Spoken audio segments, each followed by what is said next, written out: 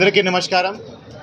So నిన్న Chirala rural police station అంటే Epurupalem police station పరిధిలో నిన్న ఎర్లీ మార్నింగ్ అరౌండ్ 5:45కి ఒక అన్ఫార్చునేట్ షాకింగ్ ఇన్సిడెంట్ జరిగింది. ఒక 21 years old అమ్మాయిను అత్యాచారం చేసి హత్య చేయడం జరిగింది. అమ్మాయి ఎర్లీ మార్నింగ్ 5:45 టైంకి బహిర్భూమికి బయట వెళ్ళడం జరిగింది.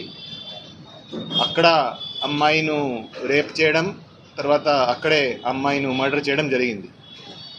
సో ఈ ఇన్సిడెంట్ మీద ఇమ్మీడియట్గా crime number 169/24 of Chirala rural police station under section 302, 376 IPC కింద కేసు నమోదు చేసి ఇమీడియట్గా ఇన్వెస్టిగేషన్ టేకప్ చేయడం జరిగింది.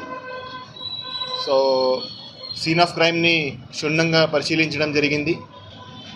నేను కూడా, ఐజీ గారు కూడా, అందరూ కూడా సీన్ ఆఫ్ క్రైమ్ని పరిశీలించడం జరిగింది.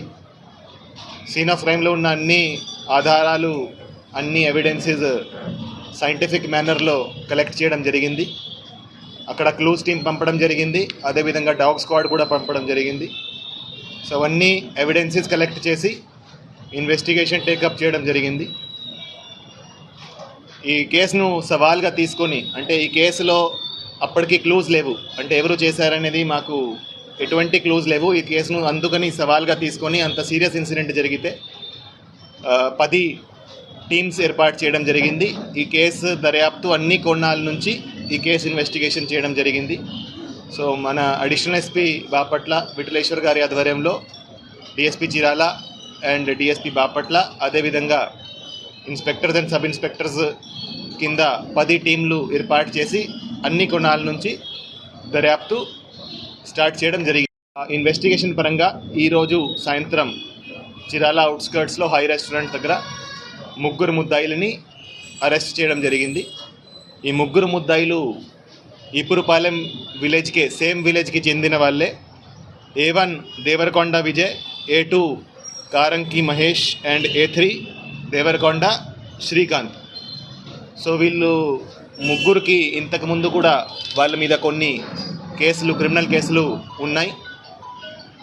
ఎవరైతే A1 and A2 ఉన్నారో వాళ్ళు ఆ రోజు ఎర్లీ మార్నింగ్ అరౌండ్ 5 గంటలకి అదే ప్రాంతంలో, ఆ రైలు పట్టాల దగ్గర మందు తీసుకొని అక్కడ వాళ్ళు డ్రింక్ చేస్తున్నారు. సో వాళ్ళు నార్మల్గా అదే ప్రదేశంలో తరచుగా డ్రింక్ చేయడం జరుగుతూ ఉంది. అదే టైంకి ఎవరైతే హతురాలో ఉందో, ఎవరైతే విక్టిమ్ ఉందో, ఆమె ఆ ప్రదేశానికి వెళ్ళడం జరిగింది. ఆ ప్రదేశానికి వెళ్తే వాళ్ళు అదే అవకాశంగా చూసుకొని ఆమెను ఇద్దరు బలవంతంగా లాగేసి బుషెస్లో తీసుకువెళ్ళి అక్కడ ఆమె మీద అత్యాచారం చేయడం జరిగింది.